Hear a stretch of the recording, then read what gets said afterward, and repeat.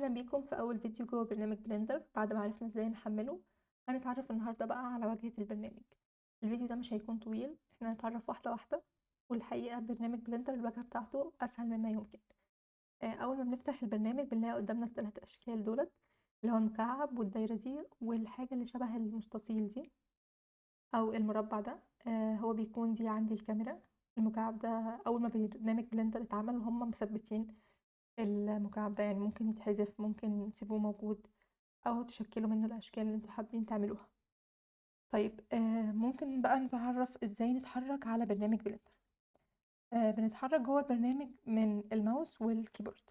فانتوا لو مش عندكم ماوس خارجي فالموضوع ممكن يكون شوية مش صعب، بس هيجهدكم كتير قوي قدام. هنيجي بقى نتحرك ازاي بالشكل ده، ملف حوالين المكعب ببساطة شديدة جدا. بدوس على البكرة اللي في النص بتاعت الماوس وبحرك ايديا يمين وشمال بالشكل ده.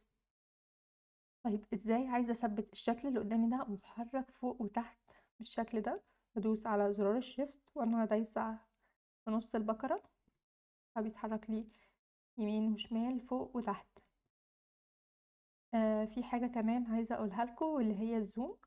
زوم ان او زوم اوت، بكبر او بصغر. طيب لو في حد ما عندوش ماوس او حاسس ان هو الموضوع يعني باللابتوب ممكن يكون شويه مش اسهل حاجه، فبرضه برنامج بلندر يعني يوفر الموضوع ده. وهو من يمين الشكل عندي شايفين الزد والاكس والواي دي التلات الوان، هتيجوا تدوسوا عليها كده وتحركوها براحتكم بالمنظر ده. وهنا العدسة دي من شكلها بتعمل زوم ان وزوم اوت. والايد دي بدوس عليها دوسة طويلة، بحرك يمين وشمال او فوق وتحت. الحاجتين اللي تحت دولت ممكن نتعرف عليهم بعدين. طيب لو انتوا مش ظاهر لكم الشكل ده فهتيجوا من علامة السهم اللي فوق دي تظهروها او تخفوها. اول ما تفتحوا برنامج بلندر في ناس كتيره بتفتكر ان هم لما ييجوا يتحركوا هيتحركوا كده لما ييجوا يحددوا. الحقيقه دي مش صح. مش عايزه ان الفيديو يكون طويل عليكم، هنتعرف بقى الفيديو اللي جاي ازاي نحرك الاشكال دي بطريقه سهله جدا جوه برنامج بلندر.